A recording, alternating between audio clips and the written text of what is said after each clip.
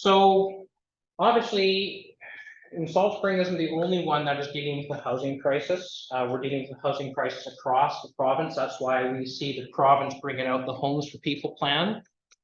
And there is an issue with the cost of housing, with the lack of housing, and with trying to house people in areas where there's not necessarily a lot of water resources, or where the water resources are susceptible to drought or overuse. The community that I live in, the Highlands, I'm totally not paying attention to my slides. This is the way it works with me. The community that I am in the Highlands is a remote community. We have a population of 2,500. Most of us were on groundwater. We have a small area that is serviced by municipal water. And yet, being the smallest community in the CRD, I sit as the chair for the CRD Regional Water Supply, where it serves over 430,000 residents. And of the Water Distribution Commission, the Water Distribution Commission, that serves 42,000 residents. So it's interesting to be able to come to this topic from one as a designer, two as a municipal councillor that struggles with it in my own community and housing in my community, and also from looking at it from a larger infrastructure. But that being said, today I'm coming first to you as with the hat on as a water policy consultant, analyst. Second, as a municipal councillor. I'm not coming with a CRD hat on today, but I will be speaking to some of the things that I have been seeing within the CRD, at least within in Victoria. So the context of today is that in our audience, we've got those that are regulators, we've got those that are policymakers, and we have those that are community leaders and developers. And so I'm going to be trying to make sure there's not going to be a lot of pictures in this presentation, but I don't want it to be a dry topic. It is with rainwater after all, so it's important to, I know. That's why, I think that's why they kicked me off Salt Spring last time. So, and we're faced with an increasingly unprecedented and unpredictable water supplies. I'll run into it. I mean, we've got longer, hotter, drier summers. We've got shorter winters. We are expecting within the CRD area about 5% more rainfall in the winter time, but that's going to happen in fewer, shorter, heavier rain episodes. And that has an impact because sometimes those episodes aren't going to occur. Within the CRD regional water supply, for example, we've only had about 60% of our normal rainfall since September. And that is a cause of concern. And it's a cause for concern because I have rainwater. I have about 30 residential rainwater customers, and I want their cisterns to fill up. I don't want to have a phone call from them. So the limited water is certainly a big impact. We have the shifting trends in BC that are allowing alternative water sources to come into play. So the province has been quite proactive in allowing alternative water sources to be used for potable water. It used to be much more limited. Back in, and I'll get to this, they brought in the ability to use potable rainwater sources when they brought their guidelines in for multifamily residential and commercial projects. And so even though we'll talk a little bit about single family housing, most of this is going to be on small water systems, two connections or more, and I'll go into more detail on that as the presentation moves on. So those updated guidelines in the province have definitely spawned the ability to implement rainwater for potable use. And then coming at it from the perspective of having done two potable systems and working on a third potable system. So one potable system was for a school in Nanaimo, serves 275 kids a day. And luckily, none of the kids have died. It also serves another public system on Bowen Island. I'll speak a little bit about what's happening on Bowen Island because it's important on the context of small scale public systems.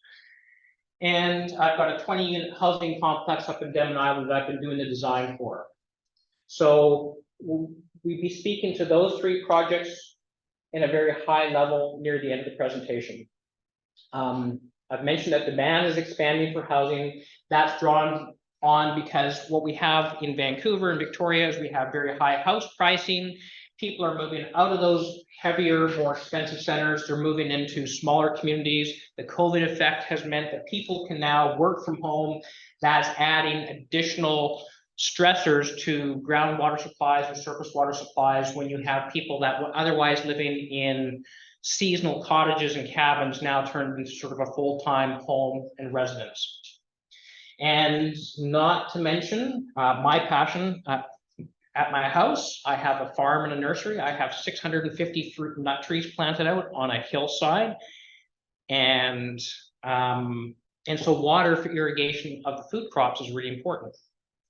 And so we have more and more people moving towards needing water for irrigation, which is a huge draw of water.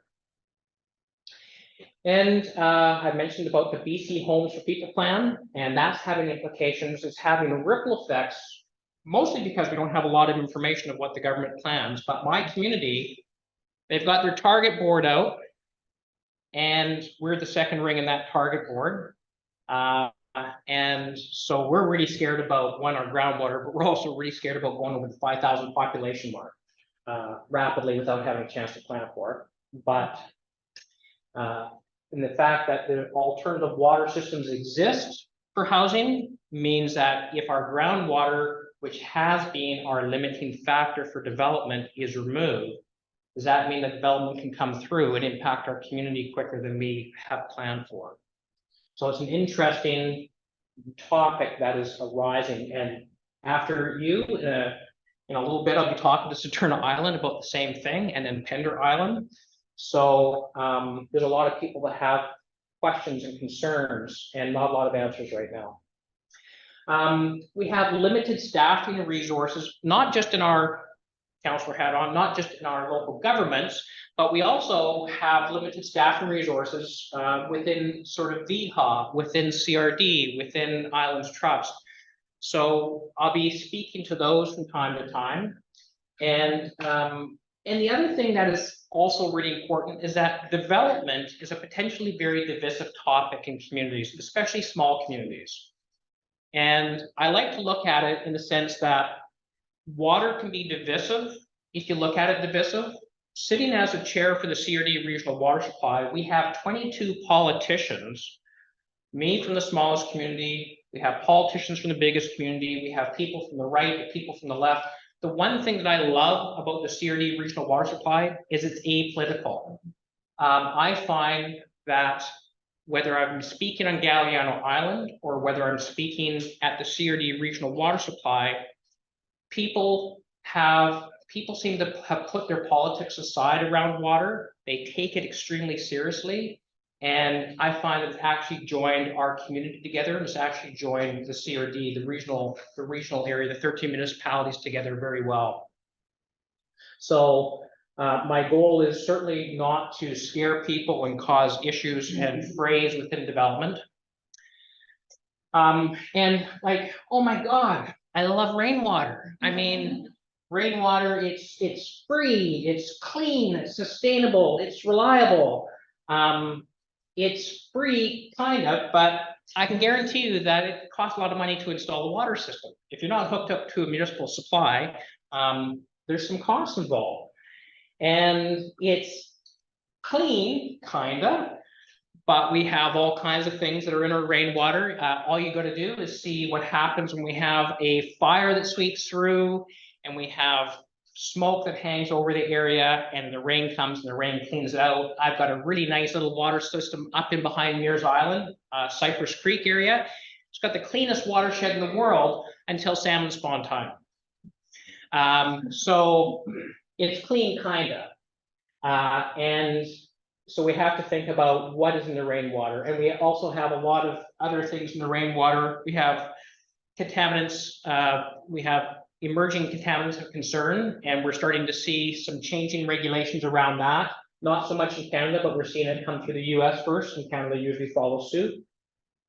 It's sustainable. I'm gonna say, yeah, actually it is very sustainable, because when we're collecting rainwater around here, we're not really, because we're not doing it in such a large scale, even on multifamily housing, is we're not actually impacting the ecological flows too much. But it is still important to think about ecological flows when you're thinking about collecting rainwater, because some places in the US where they have much more issues around the ecological collection of rainwater and stormwater, it's a big deal. And it's reliable, kinda.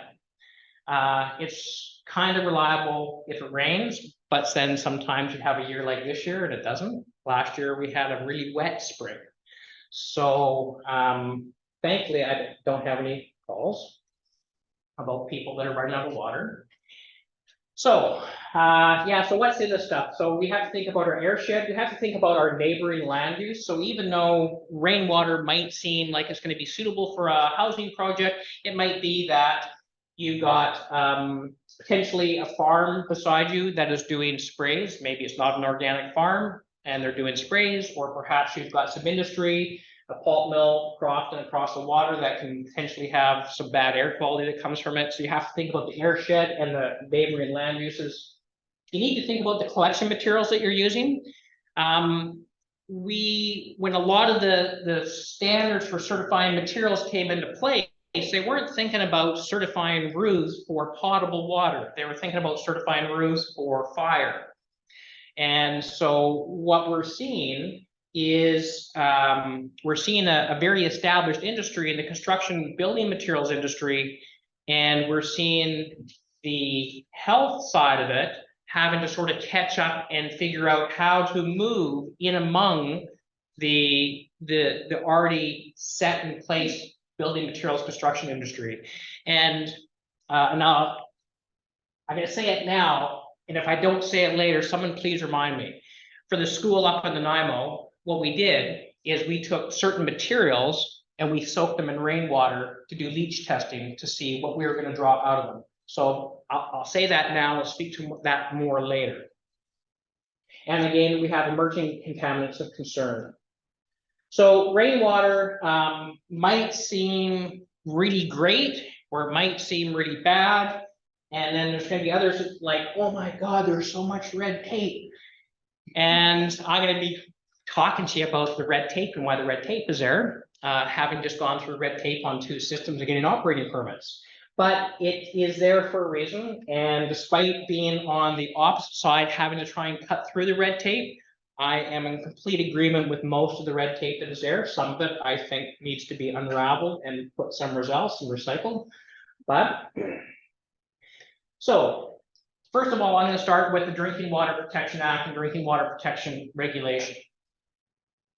When we're talking about water systems, I'm going to break it into sort of 2 groups. There's going to be those that are single connection water systems, which are going to be single family house. It's a domestic water system. There's no suite. There's no Airbnb. There's nothing. It's just servicing one family and no other rental aspects. That particular system is exempt from the Drinking Water Protection Regulation. Therefore, the Drinking Water Protection Regulation and all the rules and guidelines about design don't apply. As soon as you put a suite or a rental in a house, or as soon as you have an accessory dwelling unit, I'm going to call them accessory dwelling units, so you can have attached accessory dwelling units, or they can be detached accessory dwelling units. And if they're sharing the same water source, whether it be a well, whether it be a surface water, whether it be a rainwater system, it becomes 2 connections. And so the Drinking Water Protection Regulation is going to be looking at 2 connections or more, is how it applies. And it's going to cover everything from how it's designed, what sort of operating and monitoring plans do you have in place? Do you have a testing protocol or a testing scheme you just put into an operating permit? You're going to have anything that's 2 connections or more, you're going to have an operating permit, and that's going to come through Island Health. So when we're talking about a housing crisis, We're going to be talking about anything that is either a single family house that has got a suite in it, all the way on up to multi-family housing. And I have done the one system in Bowen Island is, it is the smallest public water system in the world. It is this very small system. It is a house. It's got 2 bedrooms. It's got an in-law suite and shared services, shared septic. But it had to be designed to the exact same criteria that my school system was in Nanaimo. Okay. Vancouver Coastal Health required the design to be the exact same as Island Health. And I'm going to start by upfront saying Island Health has been an absolute dream to work with. I am so happy to work and have Island Health review my stuff. I love them. And I didn't know what to expect. So I went into this very nervous. So rainwater standards exist. So going back to 2013, in the US, there was the ARCSA rainwater standard that came out, really focused on US system designs. And then, it was being looked at and applied in different ways. And then in 2018, a joint standard was released between Canada and the US. And it's a CSA rainwater harvesting guidelines, rainwater harvesting standard. Really interestingly, and this is me geeking out on standards, so I'm sorry, but I got to tell you the fun stuff, right?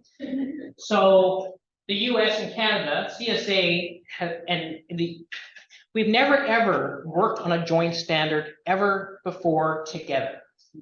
This is the very first standard that was worked on jointly, US and Canada. And so it's the exact same standard in the US as it is in Canada. One's metric, one's imperial. I'll take the metric.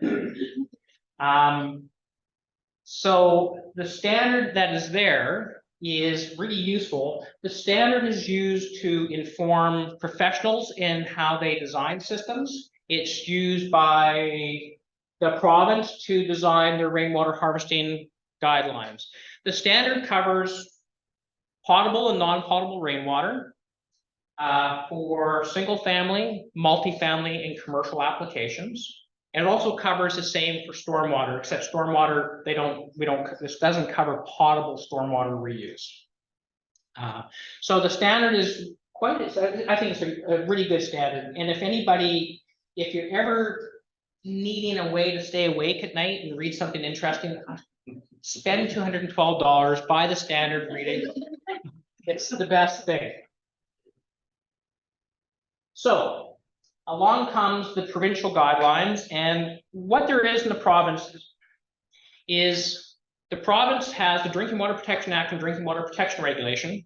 And then what they do is they then set these drinking water officer guidelines so that the province isn't the one that sort of does all the administration and regulation of water systems. What they do is they say to the health authorities, hey, we got a job for you, come on. And the health authorities say, sure. And so what happens, the health authorities come in and they're the ones that have to administer small water systems, the permitting, the testing, where the people are conforming to their operating permit. But the province gives them a tool, the Drinking Water Officer's Guide. And then the Drinking Water Officer's Guide, it's got design guidelines, a whole bunch of different things. And one of those is going to be the guidance for the treatment of rainwater harvested for potable use. That came out in 2020. And so fairly new.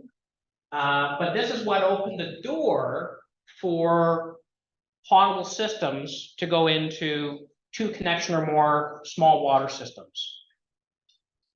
By the way, as I'm talking, if I spit on you, Ben. Yep. Okay. As I'm talking, if there are questions that pop up, feel free to put your hand up. If it's going to be a technical question, I may refer to the end. If it's going to be something I talk about, I may refer to the end. But if it's something simple that needs clarity, I'm happy to sort of answer it.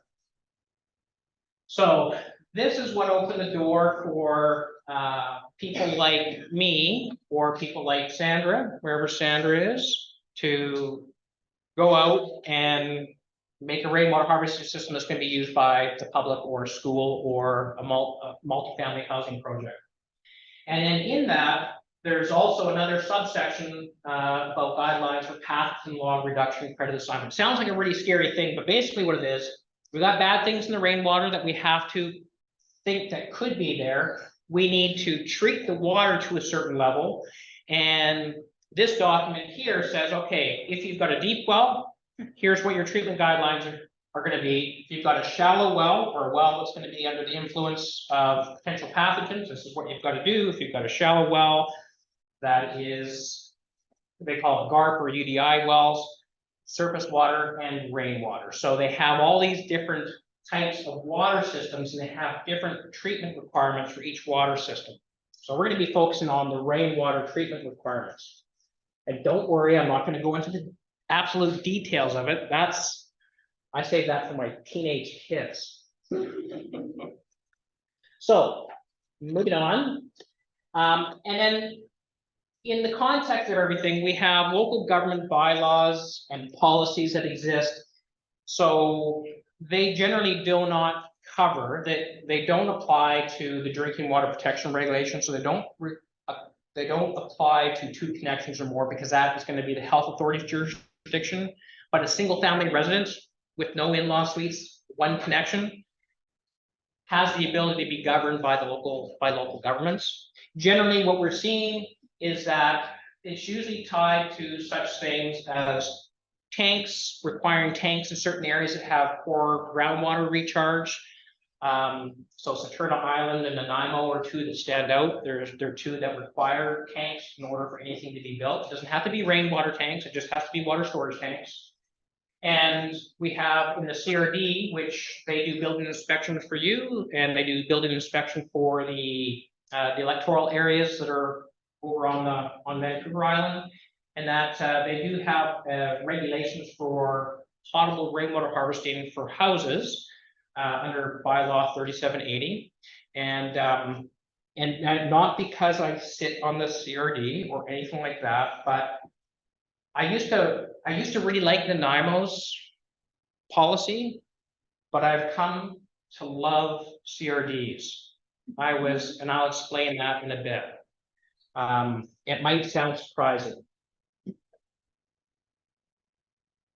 So the goals of a potable water system, these are going to be pretty straightforward. It's going to be health and safety and maintaining the infrastructure. We want to ensure that when a water system goes in to a building, that system is maintained across different operators, different owners through time. We want to make sure that the system, because when somebody puts money into a system to begin with, they're putting it in as an asset.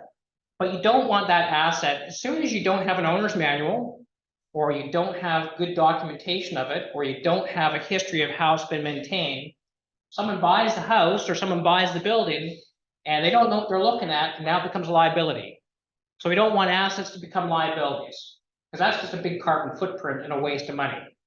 So we have to think about it in the sense of the more that we design our systems and think about how we design and plan our systems, we have to think about who's going to be the owner of that system in the future, who's going to be maintaining it.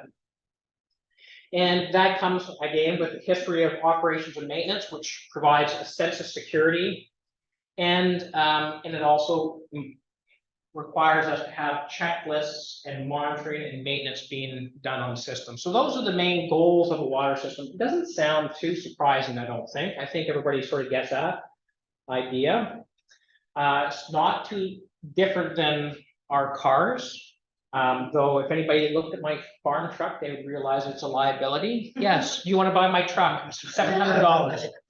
Just a quick question about potable water systems. Is this referring to rainwater as well as if I'm pulling water from a lake or desalinating salt water? Is that all the same regulation? So there's going to be two parts to that answer. So the drinking water protection regulation will be applying to any single source water, whether it's deep well, shallow well, surface water, whatever, rainwater, that is servicing a home and another ADU, another dwelling unit, an in-law suite, an Airbnb. If it's just a single family house and there's no other attachments to it, then it doesn't apply. And so my main focus is going to be talking about when there's 2 connections or more. So for example, up in Devon Island, there are 20 housing units. It's a 20 unit, it's got 20 connections to it, right? Serving 52 people or something, somewhere around there. So yeah, if you are pulling from a well and you've got 2 or more connections, drinking water regulation applies. Island Health is a need to ensure you've got an operating permit. So, and actually that's a good question because that brings us up to this slide. I'll pay you later. So a single family residence, as I said before, it's really managed by the local government. It's a single connection. It's not regulated by the health authority, but there is potential that it can be regulated, such as through CRD's building bylaw. And then systems under the Drinking Water Protection Act, small water systems, that's governed by the health authority, 2 connections or more. You need construction permits to build the system. You need operating permits, and then the health authority is going to ensure that the conditions of the permits are followed through time, whether that's testing and operations and monitoring. Primarily, we're going to be focusing on the small water systems, but I think my next slide is going to talk really quickly about single family residences. So it does not include, single family residence does not include anything that has, again, an in-law suite or any other connection to that water source. But if you did have a suite and you had a separate water source for it, that is considered 2 single connections, and they're each connected to different water sources. Pertinent takeaway point. There's a huge variation in the way local governments approach potable water systems, potable rainwater systems in homes. Some say it's legal, some say it's illegal. Some require permits, some don't. Some require an engineer stamp. It is completely chaotic out there. As a designer, installer, dealing with residential, it can be a complete chaos. And I'll go back to Nanaimo. Nanaimo used to make it so I could do a design, someone could go in, the contractor could install the system, but then Nanaimo never followed up to ensure that the system was installed as per the design. They never ensured that the system components that were on the design were installed. So when people get to the end of the project and they're a little bit tight on money, all of a sudden that $2,000 potable water pump becomes a $600 non-potable water pump. You have lead in the water, so on and so forth. And with rainwater, that's really critical because rainwater's got a really high or really low pH to it. And the Nanaimo, I'm going to ask a question. Someone throw out a guess as to what they think the pH is of the rainwater in the Nanaimo. Yes. 6.5. Come down. 6.3. Come down. Come down. 8. Come down.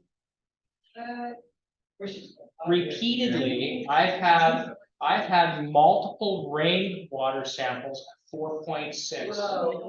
Wow. It's like this. And it's 6.5, and that's considered acidic, right? Slightly acidic. But when you're getting down to 4.6, there's a lot of carbonic acid caught in that rain, and it has implications. We'll talk about those in a bit.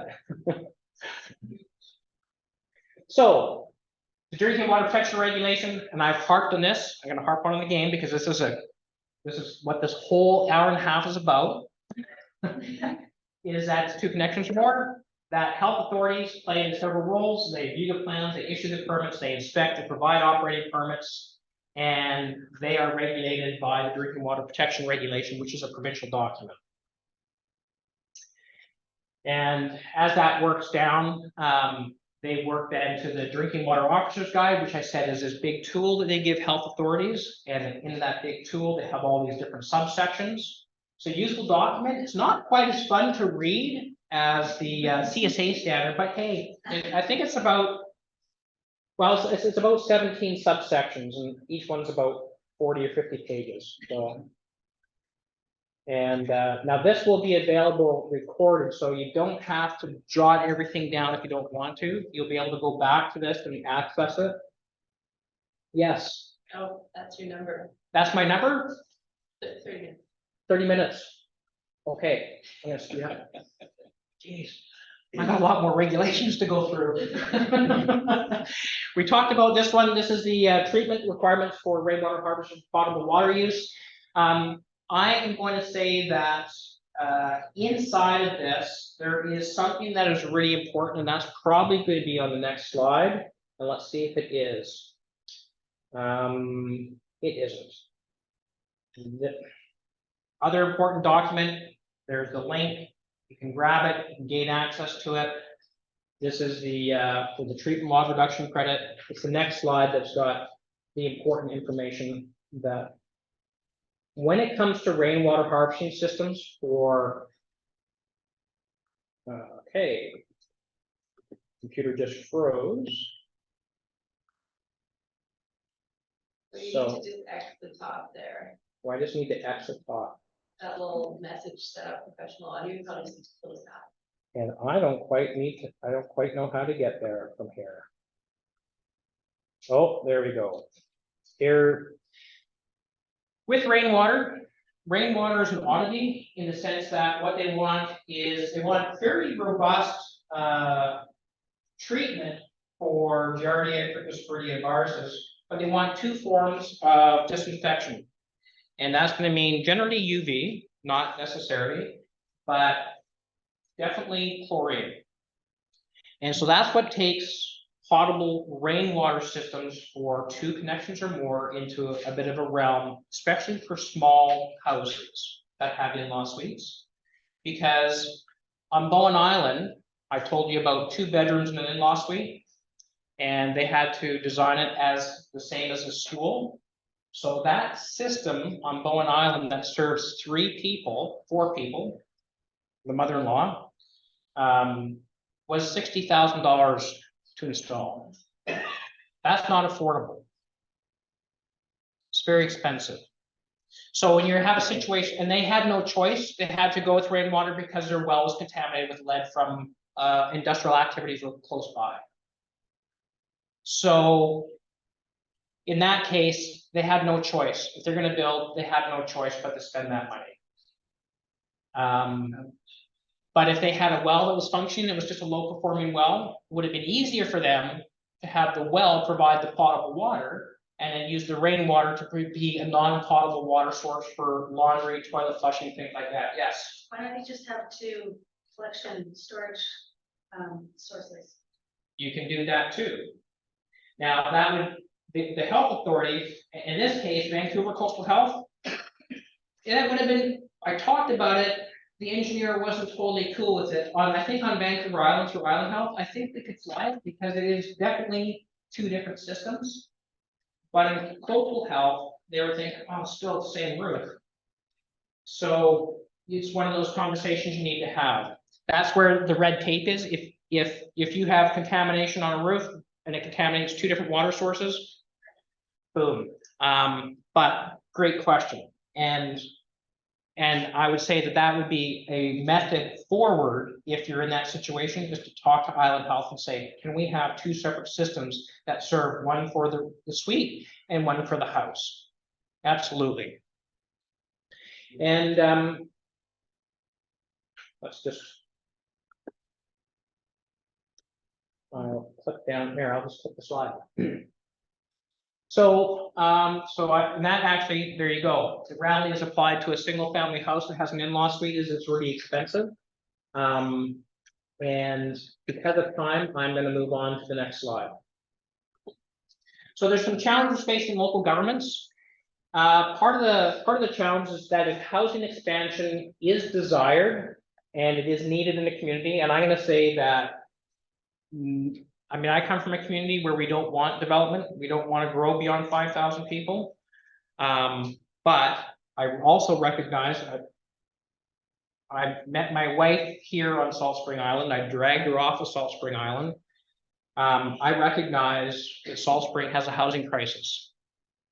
That it's hard to have the professionals here that are maintaining certain aspects, whether it's in healthcare or teaching or policing or anything like that.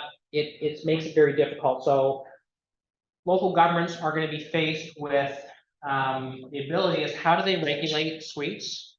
How do they regulate water systems to them? How do they regulate it in such a way that it's going to be affordable? So our local governments and health authorities going to make it easy. If you go two different systems, it's now going to be the local government that's involved. It's now going to be the CRD. How do we convince the CRD that, okay, you know what, if we've got two separate systems, one serving the suite, one serving the house, can we do that? And we need them to be able to say, okay, yeah, we've got design standards. It's no different than if or what we're seeing elsewhere. Sure, but that's a conversation with the CRD, with the building bylaw. Are you with CRD? Okay. But not that division. Yes. Get into there of complication because of the Islands Trust and you know, I don't know whether it's written as law, but there is a very strong opinion that it's not a good idea to have rainwater collection systems in certain areas. So that would be a local bylaw in addition to CRD. Yes, and that's a bit of Islands Trust is it adds another level of navigation through there. Yeah. I know that like with the school, dealing with the school up in Nanaimo, I just had to deal with Island Health, and it was sweet. We put our design in. I mean, we had talked to Island Health through the whole process, but it went through quickly. For the time that we had our final shop drawings to the time that the system had been authorized by Island Health and given the construction permit by Island Health and the system built for the school and the commissioning and the operating permit, the whole time period from start to finish was 6 months. Very quick. Island Health, I think, they looked at our design drawings and I think they gave us our construction permit within a month of receiving them. Super quick.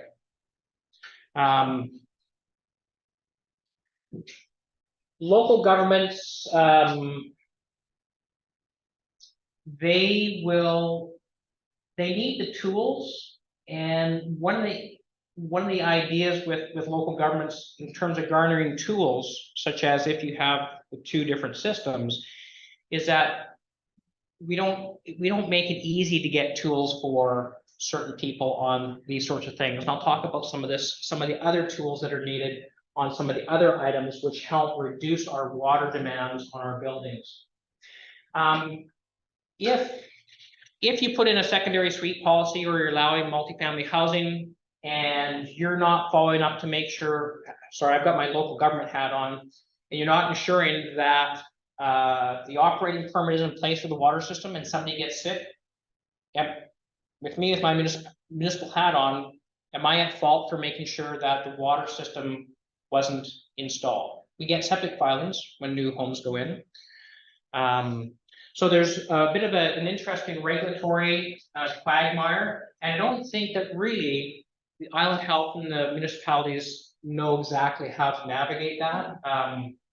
I've put questions out to both Island Health and to the province, and those questions have they're being navigated for about 6 months now. They don't have answers for them yet. See. What's the next point up here? I'm going to say a grace period. If, say, the province comes in with the homes for people plan, and all of a sudden there is a rush to put in additional suites into houses, say, for example, in my community, that 2 to 4 suites are allowed to go into a house, a residential house, and we're not prepared for it, and Island Health isn't prepared for it, because it would be a huge impact on Island Health to all of a sudden have to look at all these applications, assess all these design guidelines, inspect, give construction permits, operating permits, and then administer it. That's huge for Island Health. Is there going to be some sort of a grace period for the other organizations to catch up? It's an interesting question, not an easy answer. So the challenge for the health authorities, and I just spoke to one of them, is that if housing expansions occurs and we have a lot more public municipal, a lot more small water systems, do they have the staff to manage it? And will the costs associated with managing it drive up the cost of the health authority? That's a pretty easy answer. It should be yes. Will the health authority require local governments to inform them of new secondary suite policies or new ADUs that are going in? And that doesn't always happen in all communities. So some communities are really good at communicating with Island Health when there are secondary suites going in or new residential construction going in, and some are not. The other question is enforcement. So if somebody puts a system in but isn't providing their testing on a regular basis that's required in their operating permit, it's going to be Island Health, it's going to be enforcement. Do they have the ability and the people there to enforce it? How are they going to manage it? And if they can't manage it, is it a potential? And this is where I think there's huge potential. I think this is where the drinking water protection regulation can probably change and align a little bit more with what's happening in Washington State. If you've got a single family house and you've got one suite or two suites in it, if the water system is coming into the house and it's piped in the suites inside the house, they can call that a single connection. So what it's done is it's been able to alleviate some of the issues in Washington State. So Washington State guidelines, matter of fact, when I did the Discover the school up in Nanaimo, Island Health asked me to use the design guidelines from Washington State to design the water system for the school, which is quite interesting. Now, a couple months ago, the province has just come out with some updated design guidelines, but still, I think we've got a little bit of shortcoming in the provincial regulation that needs to be added and updated. Sorry, can you just clarify, you just said in the last couple of months, the province came up with updated design guidelines? Yes. Where are those? So you know when I say the drinking water officer's guide, come all the way down the list, and second to the bottom is the new updated March 2023 design, small water system design guidelines. They've been updated and they have really been updated. It's about 200 pages. It's good reading. I've read them. So I think that it's not as good as the Washington State guidelines, but it's certainly quite good. Challenges for the province. Well, they've got to think about small communities administrative capacity. They've got to think about the health authorities administrative capacity. They've got to think about what happens when there's expansion outside, beyond community policies and plans and how that implicates them or impacts them. And yes, you've got a question. No, Who? Oh, okay. That means I've got 15 minutes left. Yeah. Okay. And the other thing that the province has to think about is, do they have enough programs and support to ensure there's enough professionals out there to monitor the systems? When a system goes in, it's going to have an EOCP, which is Environmental Operator Certificate. There's levels 1 through levels 4 or 5 for wastewater and for potable water. And what happens is that when you have a complicated system, you're not going to have a regular person in your building, a multi-housing unit complex, manage the operating system. You're going to have an EOCP person that is certified to operate the type of system that you've got in there. So you have to consider that. It's and we have a lack of that. We have an absolute lack of those professionals. I think it's excellent if we can try and support more people going into that particular profession. Housing community. So if you're a developer, there's going to be trying to find the professionals that are doing the designing and the planning. There is the time delays that come with the application. Montessori school, the school in Nanaimo, was quick and easy, but as you have more layers of involvement in it, the design and the application process timing can be a lot longer. The project in Denman Island was 4 years by the time. Montessori school was 6 months. Vancouver Coastal Health was 4 years from start to finish. Big difference and a completely different size system.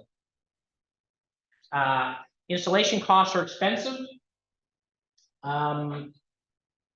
Operation and maintenance, very, very important. And that is generally going to mean that you're going to have an outside contractor, property manager that's going to be doing that. The other thing that's really important, people don't think about it, is that you need to set up a reserve fund. So if I'm a designer and I'm designing a system, what I am also doing is I am designing a means and a ways for them to have a reserve fund to maintain their system into the future. They don't have to follow that, but that's just what I try and do. And the new design guidelines that came out in March speak to that. And they speak to having your reserve fund planned out for 30 years. You don't have to have the money in your reserve fund for 30 years, but you have to plan it out and what it's going to look like to populate your reserve fund to maintain that system for the next 30 years. CRD, you know, we've got a $2 billion master plan for our regional water supply, and it's a 30-year master plan. We know where we're trying to go to in 30 years. We're starting to build there, and we have reserves on file we have reserves to maintain that system. Let's see. I think I will skip this slide because I think we've already discussed most of those. Growing demand. So we have a growing demand for some other types of water systems that can reduce our impact on our potable water systems. So I spent 3 years working with Metro Vancouver to develop their non-potable water reuse guidelines for multifamily residential units and commercial buildings. And what's really cool about that is that there are certain areas, like in Vancouver, on the Cambie Street corridor, commercial buildings have to have rainwater collection and they have to use it for toilet flushing. Or you're not going to get your building permit. So by being able to, and in Toronto, yesterday talking to BC Housing, was doing a presentation for BC Housing with a couple other, one of the people that was presenting was from Toronto Housing. In Toronto, same thing, commercial buildings and in multifamily residential housing complexes. They don't do it because of water shortage though. They're doing it because it's a way to manage stormwater flows because of when they get some torrential rains. So they're doing it for completely different purposes, but it's the exact same thing. You're collecting the water, you're treating it to a lower degree, you're using it. It doesn't fall under the drinking water protection regulation. It's going to be falling under the CRD building bylaw or whoever is the regulatory person for you, but it makes sense. The gray water, so back in 2016, I was on the team that developed the compost toilet and the gray water regulations for the province. So it is a part of the sewage system regulations. And we have the tools to implement it. But what we do have is we have resistance in the health authorities are great about it. When it comes to composting toilets and gray water systems, health authorities are great. They totally understand it. They understand the complexities of water, what's in it, how it breaks down, all that sort of stuff. Once you get into the building, that is where most of my education has not been people that want to put them in. Most of my education has been people, building officials, contacting me to find out about, is this legal? Is this cool? What's going on? And so being a part of the Living Building Challenge, we've seen probably in North America, maybe about 70 different composting toilet systems going to commercial facilities. It's no longer this sort of this hippie thing. Though I do live in a mud house and I shit in a bucket myself. And I don't have long hair, but it makes compost toilets make a lot of sense in many ways. It's not a scary thing. Now, when we did the regulations for compost toilets, one of the things we found is that we work with the science in terms of what the biosolids look like and the biosolids in land application. And Island Health or the province was really good with it. We sent it out to the different health authorities to look at it. And one health authority squat, it was on the mainland in the interior. And so we had to dial back how we could apply composting toilet, properly composted biosolids that well surpassed the BC category A biosolids. They actually fit with what happens in Ontario category AA. And they could be actually to the point where what we do is we actually test ours to show what's in it and the constituents to show that I can take it into a classroom and have kids touch it. So properly composted materials at the small scale are going to avoid a lot of the industrial contaminants. Doesn't mean they're going to be completely safe, but there's going to be a better way of doing land application. And anybody that's in Victoria right now and listening to our Heartland landfill and biosolids issue, those are fun meetings to watch online. I just popcorn and I watch the CRD meetings about biosolids.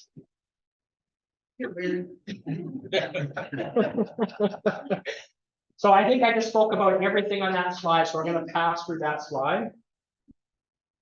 I talked about Metro Vancouver. I talked about their process. So this guide is not out yet. It's coming out very shortly, but it is also going to be, we've also worked with the province, so it will be informing the BC Building and Plumbing Code coming out.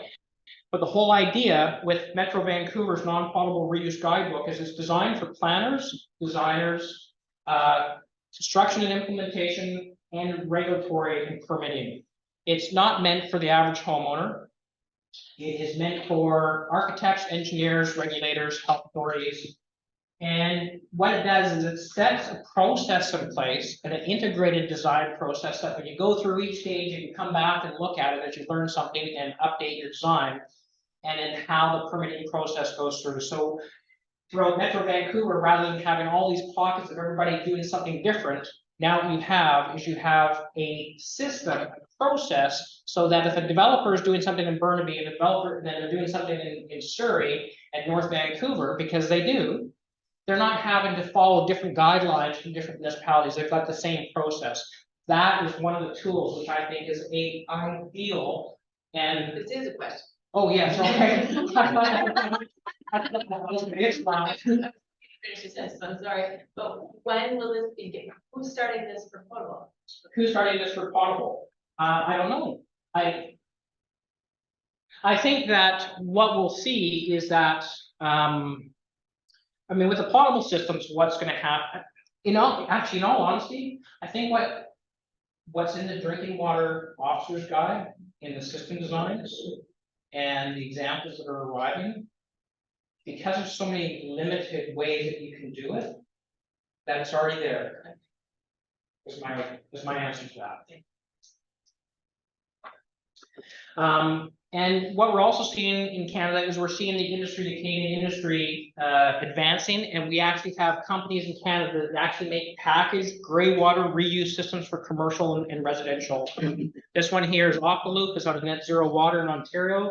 There's Greater out of Ontario, and then there's site-built ones that can be done by wastewater engineers around here.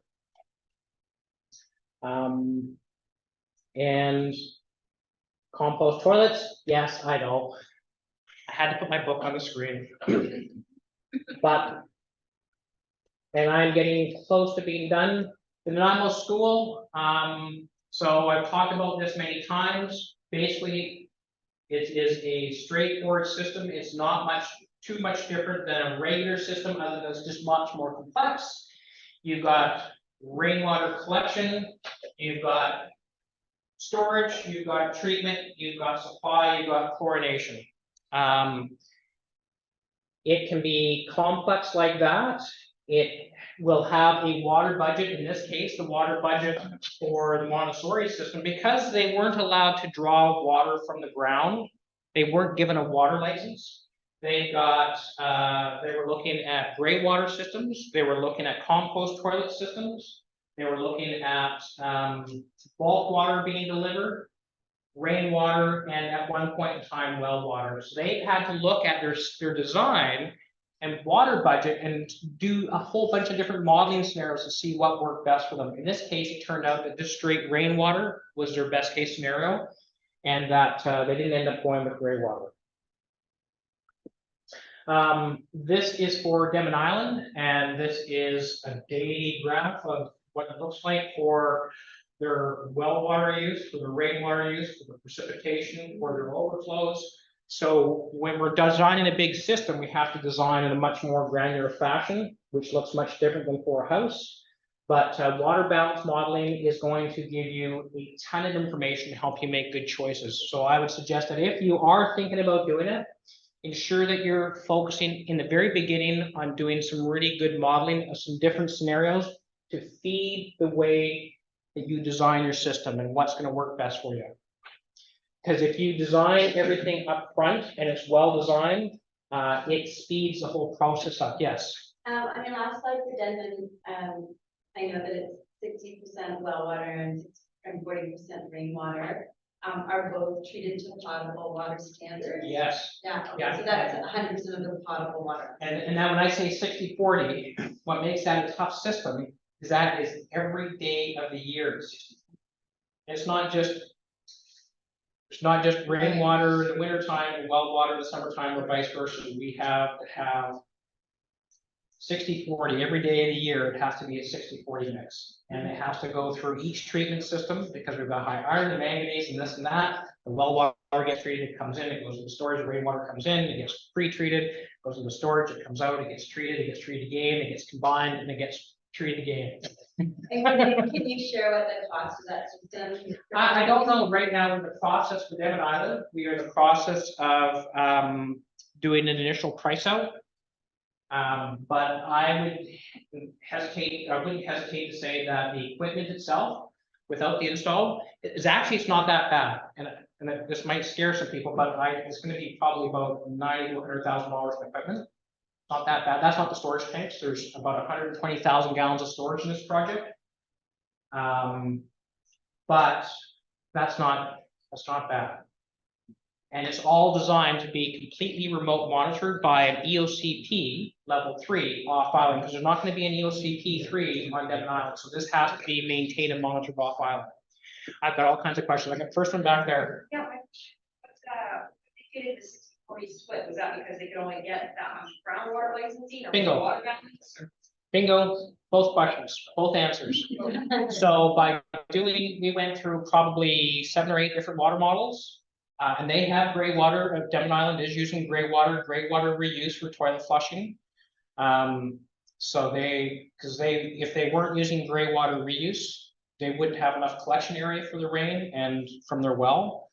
So, but yes, so water modeling was key, and it is because they have a limited capacity that they can pull from the well. Next question. That was my question. Was that your question? Okay, great. I'm just wondering how many people this would serve. And how many people? 52 people. 52.3 people. Yes. You mentioned composting toilets, but you haven't talked about zero water urinals. Is that for commercial? Is that? Zero water. The reason why is because they're used so commonly that to me, the projects I'm working on, they're just always included. Yeah. They're always included. They're just easy. And if you're dealing with gray water, sorry, this is me geeking out. I know you're going to say Gord, time, shut up. If you take urine, not urine that has come in contact with feces, but if you take straight urine and you add it to gray water, it actually aids the treatment of gray water and allows you to do less treatment to your gray water before you disperse it. So urine is actually super beneficial to the treatment of gray water systems. Yes. Well, I don't know if it's time for these questions, but I've got a burning question about what the public health risk is to having more than one family use a single source. So having more than one family use a single source of water, if it's designed correctly, I think we've got, about the CRD water supply in Victoria, right? And we have But maybe not at that scale. not at that scale. So if it is designed incorrectly and it's not maintained, it's not operated, your risk is going to be to the 3 or 4 families that are going to be having access to it. But how is that risk heightened more than just a single family who would be? Like, That's a why- great why is question. it- Why is it not? Litigation risk. It is, and I think that's where the drinking water, and that points right back to the drinking water protection regulation, that the drinking water protection regulation needs to be adjusted.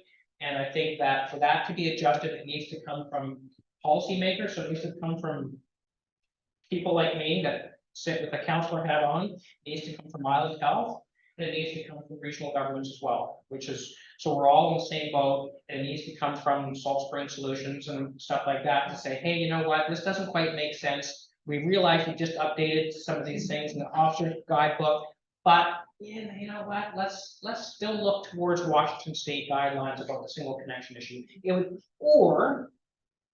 or the exemption could change from 1 to 4. Which just might be a natural consequence when the province realizes the impact. Exactly, it might be enough, and the province is aware of that, because Island Health tried to have, about a decade ago, tried to have the province change it from 1 to 3. From 2 connections to 3 connections. And they were stepping on toes at the time when they were asking that question. Yes. Did you have a question? Oh, okay. Are you able to wrap up in about 2 or 3 minutes and then we'll go to vote? Oh.